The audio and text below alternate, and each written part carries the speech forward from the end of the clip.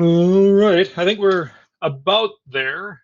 Um, let's see, 10:30. I have to check my phone for the time as opposed to my computer. Computer time's a little bit off. Probably say that just about every week, don't I? Um, so we'll get rolling here. We'll look through your stuff. I'm already sharing my screen with you, and I'm recording the non-student video screen. So um, we'll get her rolling. Week 4 of February in Black History Month, I made this one more. Wait, that's kind of in an odd spot on the screen. There we go. So I made this more of a uh, Black History Maker Month. I don't know, people that are young up and comers, people that are well, I started off that way and then I branched out because there were some people that I felt that needed to be addressed. There are a few resources worth noting. There's a Twitter handle, pardon me, Black in Physics that includes a bunch of people and conversations around this topic. And then there's this National Society of Black Physicists that is an organization for Black physicists. So those I think might be useful or relevant to some folks here. Then Dr. Jessica, and my pronunciation is terrible. So I traded a couple of notes with her because uh, she's a somewhat public person, but also, if you're just going to say, hey, I'm going to share this, um, this person that's not necessarily hugely out in the public, it felt like it was important to make sure they knew I was going to be posting information about them. So I traded a couple of emails with her, and uh, pretty impressive stuff. She has a background in here where she talks about the things that she found interesting about physics were that there's a lot of weird stuff, and the part of the challenge with high school class physics is to get to the crazy weird stuff, and that exists, and the fact that things exist in certain states and maybe multiple states exist for different things. So she talks about the weird stuff here that kind of turned her on to physics. And then her mom was like, "Yeah, how are you going to get a job in physics?" So she double majored in physics and engineering, which is pretty dang good, pretty impressive, and got her PhD in physics. Um, and is now, they call it doing postdoc research. So she got her PhD, meaning she's a doctor of philosophy and physics. Um, and now she's got that degree. And after that, postdoc, she's working at Fermilab, which is a well known, respected place around the world, and does just a bunch of things. It's some impressive stuff. And she does have her own website for some outreach things, and If Then website. I've never heard of that before, but it seems to be a place where people can post information to get in contact with them. And then This is the guy that I thought I should probably contact, because um, I followed him on Twitter, and dude, dude's impressive. He made the list of Forbes 30 under 30, so he's like 28 or something like that right now, which is old for you, young for me. um, and he uh, he just does a bunch of really impressive stuff. Astronomy and astrophysics PhD candidate. He's actually supposed to be graduating this year, this spring, from Michigan State. Um, he's done work with Los Alamos National Labs. Uh, he does work on a variety of kind of groundbreaking things. Gravitational waves were first proven. They were theorized in, like, Einstein theorized them in the early 1900s. They were just proven to exist within the past decade or so, and so he's done work on that. Um, he has this on I think on his Twitter page. Uh, how it started, how it's going. It's like, traded a couple emails with somebody. Hey, do you know any programming stuff? And now, hey, getting my PhD, Forbes 30 under 30. Pretty big deal. Him, and then there's Dr. Nicole Green, there should be a hyphen there, that is a medical physicist. So there are after a bachelor's degree, so after high school, you can get a 4-year degree, or you get a 2-year degree, associates. You can get a 4-year degree, a bachelor's. Then after that, after a 4-year degree bachelor's, you could spend another maybe 2 or 3 years getting your master's degree, or you can spend another, and then the amount of time varies depending on the research project that you choose. You can get a PhD or a doctorate degree in more specific areas of physics, and these more specific areas for a PhD, then they can take 5 to 7 to 10 years, depending on the projects that you're working on. Those more specific areas end up being kind of like this melding of different fields, and so this Dr. Nicole Green is a medical physicist, which seems like medicine and physics seem like a strange combination, but she targets cancer cells with lasers to blow those buggers up. So the information there on her, and then we're getting to some people that I felt I should include them because they're fairly well known. Dr. Neil deGrasse Tyson, pretty well known. He works with Hayden Planetarium. Really engaging speaker. He does a lot of things online, and he's a sharp guy. Um, and then this was a little bit soul crushing to me. I saw him speak on TV, and I think I saw him speak at a thing in Gustavus also, in Gustavus Adolphus College, just south of the Twin Cities here. And he's a great speaker. He's engaging, and he brings the sense of calm and peace and tranquility while he's talking about these really crazy things that can happen. Um, so I've always thought of him as like a one of the up and comers, because when I first saw him and first read about him and things like that, I was young and he was young. The soul crushing part to me is that he's now retired, so I guess he's not an up and comer anymore. But out of my own selfishness, I thought I would share him here in the Black History Makers segment. I guess he's made history, so it's still maybe appropriate. There's information on, like, he has books published, books for the general, like the non-physics student, the person that's just wants to read about science stuff. Excuse me. And so like some general books for the public, not necessarily for somebody working on their PhD in physics. So there are the folks that I included. There were a few others that I was hoping to include, but I didn't hear back from. I didn't hear back from uh, um, these 3 people at the bottom: Dr. Nicole Green, Dr. Tyson, Neil deGrasse Tyson, and I, not trading emails, and Dr. Gates. But they're fairly public figures, so I thought for them it wasn't as important to hear back from them to make sure it was okay. The other people that I was hoping to include up on top are maybe less well known, and they're in college working, getting their PhD, and so just for me to post information on, like, it seemed like for those people I needed to hear back from them. So um, so that's that, I guess. And as I mentioned earlier, I don't remember if I spoke about it or if I just included it in text here somewhere. I'm learning about stuff, and there's also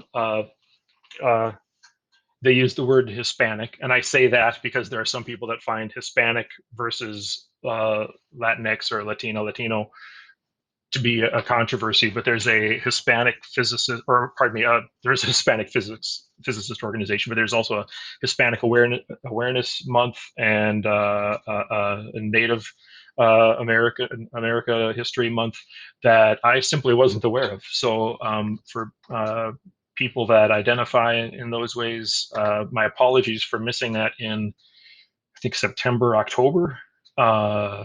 November. It was in the fall part of the year, so I'll try to include some stuff on that next year. Doesn't do anything for you all now, but um, you know, as we learn better, we do better. So there we go. Okay, so on the syllabus here, the live session, here we are. The notes, we're going to go through some slides on some things, and then we'll go through and I intend to do a little bit of the worksheet. Oh, and I changed the title on it to get rid of that too, because I thought that might be confusing. I can't edit that on this page. So we'll go through and do some notes, and then I hope to go through and do a part of this worksheet that's been assigned that might have, there are some slightly different things going on there. So the slides that I'm going to be using, I'll post those onto Google Classroom. I realized this morning that I hadn't done that yet. So my apologies for that. Slides. Present. Presenter view. So I'm doing this presenter view thing. So if you would like to, you should be able to ask questions anonymously using that link up there again. I will copy paste that link into our Google Meeting chat. Click it, click it. Oh, there's the cat. Have you guys said hey to the cat yet? Oh, I don't remember. Cat's going away from me. It's not going to happen today. Well, he's checking it out. So here we go. Slides. I'm going to hide that, and I'll go to the pointer. I like the laser pointer. Wheel! Maybe just me. That's okay. We're going to go through and talk about a couple of slightly new things on here. Some terms that you've certainly heard before in your life, but maybe haven't used, or we haven't used here. So we'll go through and we'll try to get some more technical definitions. So batteries, I mean, y'all know what a battery is, but what they do is they use chemical energy to push electrons away from one end of the battery and to pull electrons toward the other end of the battery. So if you have a battery, one side pushes charges away, one side pull charges towards. And it's a chemical reaction that happens inside there that takes charges that are over here and moves them away, and a chemical reaction that happens over here that takes charges up here and pulls them towards, right? So the battery isn't the source of electrons, but it's the motivator for electrons, or for the charges. So the battery motivates charges to move. It's like an energy source, right? And it's like it's giving the charges kinetic energy.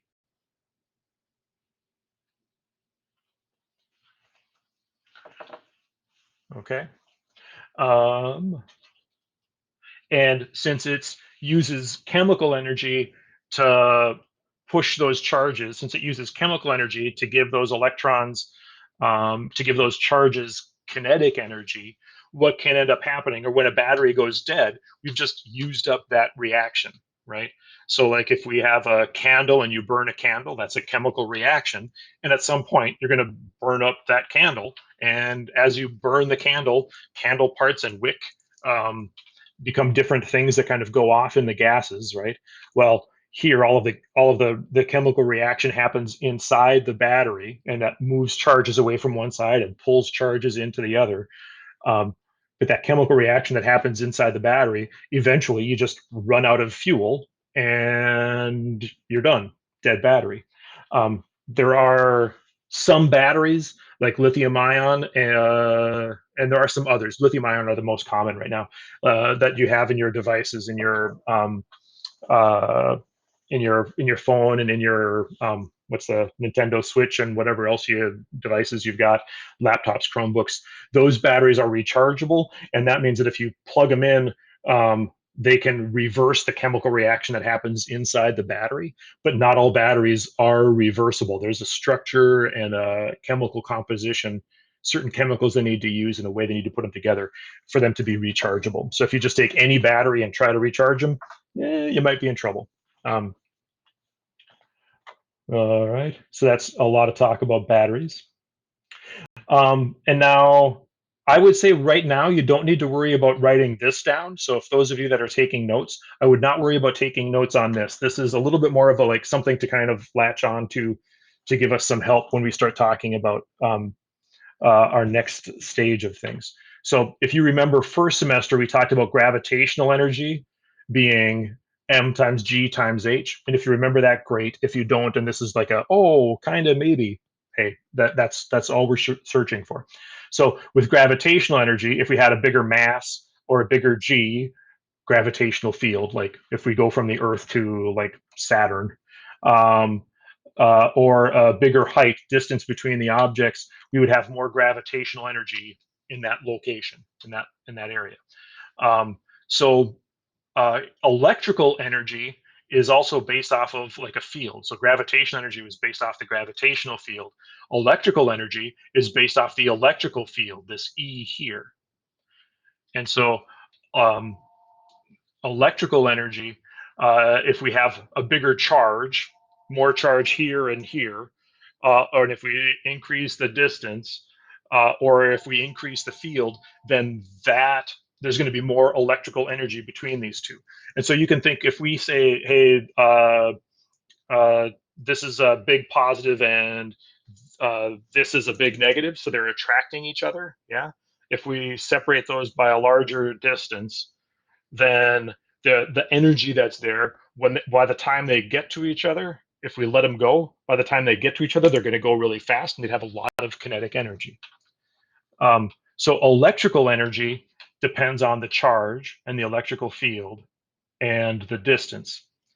This relationship, this equation, might be somewhat helpful. The thing to make note of is that this E is the electric field, like we talked about G being the gravitational field. This E is the electric field, and this E is the electric energy. Okay. Um, and I'm going to move on to the next slide. I think it includes this and more. Yeah, so we're just adding a couple little pieces down on the bottom. So the electric field gives charges near it electrical energy. So if we say, so I don't have the plastic thingy. So if I rub this PVC pipe on my head and now there's a bunch of charge on here, yeah? So there's a bunch of charges here. These charges create an electric field, and now that means that there's some energy here and a different amount of energy here. So what will happen is the electric field here will make things move from one spot to another, depending on what the charged particle is, right? So if I have a charged particle here, it will either get pulled towards or pushed away, depending on which charges these are. If this is positive and this is negative, it will go there. And if this is positive and this is positive, then it'll go there. Yeah. So the electric field gives charges that are near that source of the field. It gives those charges energy. A bigger field, more energy. So we can think about with a battery, we can think about the chemical reaction that's in here, producing a field that moves the charges in the wires that are connected to it. Now, this is two terms that are a little strange. They're almost identical, but not. And like the letters that are used, electrical potential energy versus electric potential.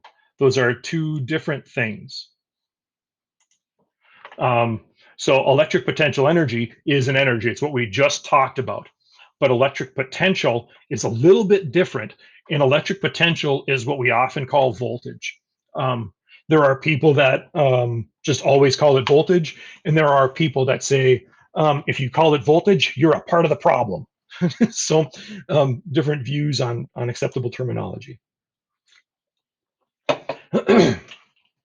So electric potential or voltage is a little bit different because it's the energy per charge. So if we think about like a battery is pretty much always moving electrons. So if we talk about the voltage of a battery, it's kind of like the energy it gives each electrons. Now, one electron doesn't have a charge of 1 coulomb, but if we think of a big electron as having that, or a big charge having that, we can say that this D cell battery is a 1.5 volt battery. That means that it would give one charge 1.5 joules of energy. Yeah. So that charge has 1.5 joules of energy as it's moving through because of this battery. Um, so electric potential is energy per charge. And this spot here that I'm kind of circling or highlighting or whatever with my delightful laser, this definition for electric potential, energy, electrical energy per charge, I think that's the most helpful for where we're at. And honestly, for a lot of physics, like no matter where you're at, that's a pretty darn helpful definition. So if we think of electric potential or voltage as being energy per charge, that's really helpful. Um, and that's energy is measured in joules, charge measured in coulombs. A joule per coulomb is a volt. So um, we've got that there. All right. And I think we're pretty close to uh, starting to look at some examples of like setting some things up. Um, all right. Um, and then there's also electric potential difference or a voltage difference or a potential difference. Um, if it doesn't say the word energy, then we're talking about voltage or electric potential. And so here when we talk about a difference, we're saying at one spot compared to another, because we have to have this reference point, right? So like with a battery, here I should probably, so charges only move if they're moving to a different potential. So a battery, we take one side to be 0 and the other side to be 1.5 for a D cell battery. For a 9-volt battery with those two little prongs on top, we consider one side to be 0 and the other side to be 9. So, but if we have 1.5 here and 0 here, that difference, that's the difference, the potential difference, the voltage, the difference in voltage across these two sides. Um, so there are a lot of different ways where we can talk about these things. I'm going to skip that part there because I don't want us to freak too much. Um, I'm going to skip that part too. Okay, here. So this is where we start to look at some of the things that are on worksheet 2. This is like a practice run. These questions are the same sort of thing that we'll be looking at on worksheet 2. So we start off with a sketch. Hey, there's a battery. This is the symbol for a battery. And then we'll sometimes in physics, we'll use different diagrams as ways to represent things. And um, this diagram is like we with forces, we did free body diagrams, dots with arrows going off of them and stuff like that. So this is one way to represent it's called a step diagram to represent the electric potential or the voltage of a battery. We're starting on the one side of the battery that's 0, and then across the other side of the battery it's gained, whoopsies, it's gained 1.5 volts. So we're looking at something like that. So a battery, wire to one side of the battery to the other side of the battery, and then a wire leaving or the possibility for a connection. Um, the one side of the battery, 0 potential, 0 volts. The other side of the battery, 1.5. And then down here, we're just saying, hey, we have two batteries back to back. We've got one battery here, another battery there, and then we're out. So if you notice on these battery symbols, these battery symbols, the short line is the negative side of the battery. The long line is the positive side of the battery. So going through like that, two batteries back to back here, two batteries back to back here, and then over here we'd say, hey, we're at 0 at the far left side of the battery. One battery gives us 1.5 volts of electric potential. And then the other battery gives us another 1.5 volts of electric potential. So this diagram is supposed to kind of feel like going up a set of stairs. Yeah. We start off down low. One battery gives us one step of energy. Another battery gives us another step of energy. And I see we've got maybe 5 minutes left. I do think we'll be able to kind of get to where I was hoping here in the next couple of seconds here. So I think we'll be able to wrap things up here. Okay. I'm gonna escape from this, and I'm going to go to the worksheet that is assigned for today. Oh, and I better make a copy so I'm not changing the actual document for people working on it. I sometimes forget that. So if we're going to go through and look at this assignment, come on. There we go. So this is saying, hey, we have these symbols for a battery, a battery. We're going to use this as a copy paste source for the questions below. And we should be able to kind of copy paste and then type stuff in there to change them. So if we go down here, they give us 2 batteries here, 1.5 volts each. So here for the symbol, I'm gonna put 2 batteries side by side. So I can kind of do, I'm clicking here, and then I'm gonna do copy, and then I scroll down here. And what I find is that it usually goes best for me if I go to insert drawing to paste things. I find that that makes things go a little bit more smoothly for me. And now I hit paste. Come on, a diagramma. Where are you going? Paste, paste. Ah, for cripe's sakes. Not always, apparently. All right. So with the computer being ornery, I guess then what I'll do, come on, copy, and then in here, I can do paste, and I can shrink it down, right? So that's 1 battery. This has 2. So I can just go 2 kind of side by side. Yeah. Now the copy paste function leaves it a little bit less than ideal because we'd have those connected directly to each other. And then when we're going to these diagrams, I can say, hey, I've got this. I'm going to have now 2 batteries, so I'm going to have 2 steps. And this is where I really hope it'll let me go into the here. So open the drawing on the top. Come on. I think streaming this all has taken some effort for the connection. So I just double clicked on it and selected it to copy it. And now I can go down here, and now that insert should work. Insert, drawing, bloop. And then paste. And I'm going to need 2 of them, paste, and then I can take them and kind of make it like a set of stairs with one after the other.